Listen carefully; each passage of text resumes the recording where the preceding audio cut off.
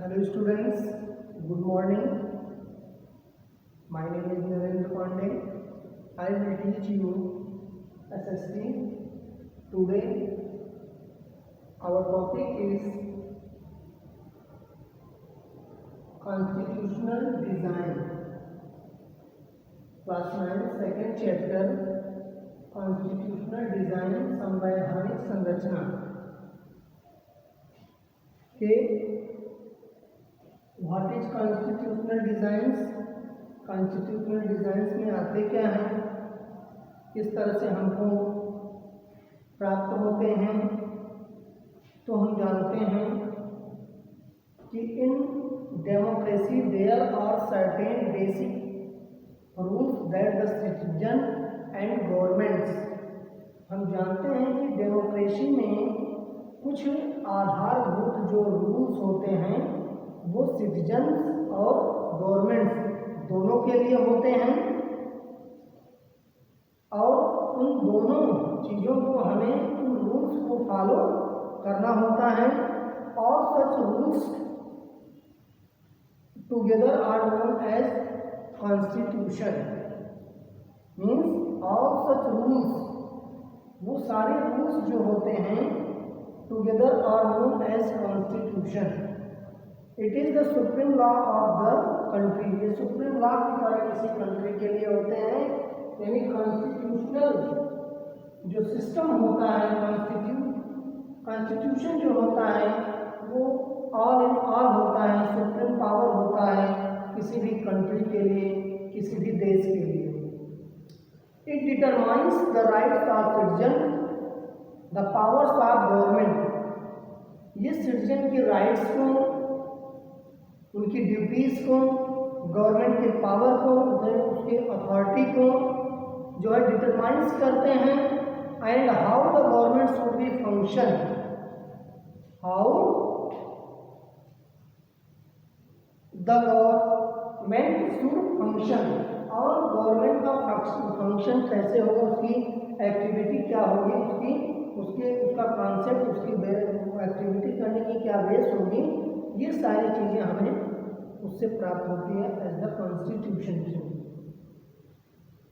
तो बात करते हैं यहाँ के चैप्टर में आपकी बात हुई है साउथ अफ्रीका में किस तरह से democratic constitution in South Africa, ये डेमोक्रेटिक कॉन्स्टिट्यूशन किस तरह से अफ्रीका में है, उसके बारे में हम थोड़ा सा अपने चैप्टर, अपने टॉपिक के हिसाब से इस पर डिस्कस करेंगे।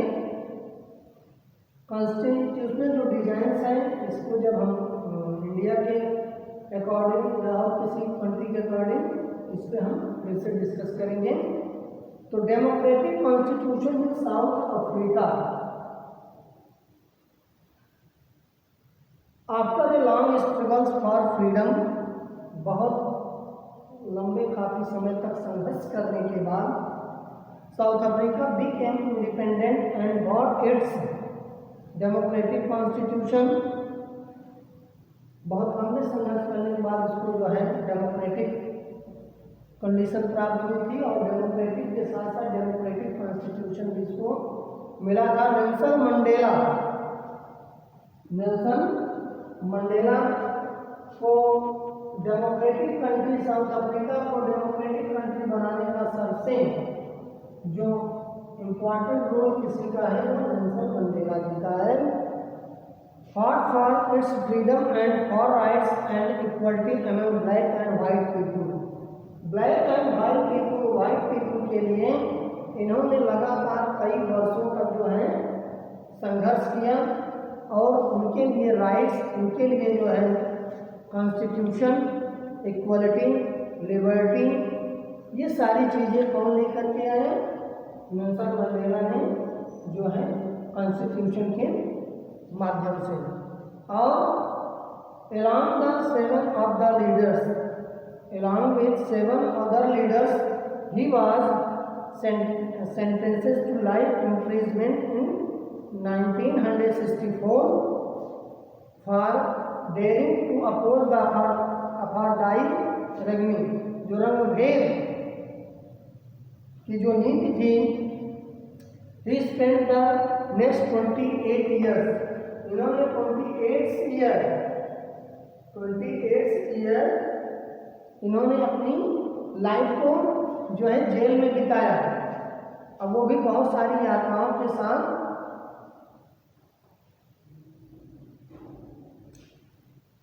इन सारी समस्याओं को झेलते हुए उन्होंने साउथ अफ्रीका को फ्रीडम प्रदान किया और उन्होंने 28 ईयर्स जो है अपनी लाइफ के जो है जेल में बिताया। बात करते हैं स्ट्रगल अगेंस्ट अपार्थाइड। ये सिस्टम जो था वो रंगभेद की नींव पे चलता था, अर्थात वहाँ पे जो नेटिव्स होते थे, जो मूल निवासी हुआ करते थे, उन्हें ब्लैक एंड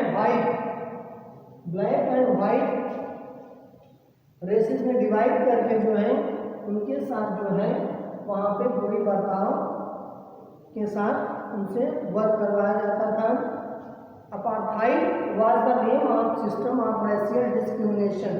ये रेशियल डिस्क्रिमिनेशन था, जो है जो जाति भेदभाव था, इसको अपार्थाइड सिस्टम कहा जाता था। साउथ अफ्रीका में इसका उस समय जो है बोलबाला था। It was imposed by the white Europeans on the black. जो वाइट यूरोपियंस थे उन्होंने ब्लैक यूरोपियंस या ब्लैक रेसेस को इस तरह से उनको इंडिकेट करते थे।